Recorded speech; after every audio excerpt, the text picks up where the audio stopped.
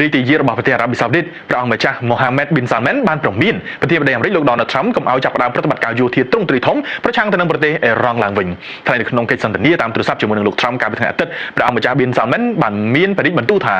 ការវាយប្រហារលើអ៊ីរ៉ង់សាជាថ្មីនឹងបង្កផលប៉ះពាល់អវិជ្ជមានដល់សេដ្ឋកិច្ចពិភពលោកព្រះអង្គម្ចាស់មានបរិយាបន្ទូថាការកើនឡើងនៃភាពតានតឹងបន្ថែមទៀតអាចបង្កការខូចខាតយ៉ាងធ្ងន់ធ្ងរដល់សេដ្ឋកិច្ចពិភពលោកហើយការវាយប្រហារឈុតធំទាំងនេះមិនអាចសម្រេចបាននូវគោលដៅដែលបានគ្រោងទុកនៅឡើយបើតាមទីភ្នាក់ងារសារព័ត៌មាន AP កិច្ចសន្ទនានោះគឺជាកត្តាមួយដែលនាំឲ្យលោក Trump សម្រេចចិត្តចាប់ផ្ដើមចរចាអំពីបទជប់បាញ់ជាមួយនឹងអ៊ីរ៉ង់ឡើងវិញជាក់ស្ដែងលោក Trump បានលើកឡើងកាលពីថ្ងៃអាទិត្យថា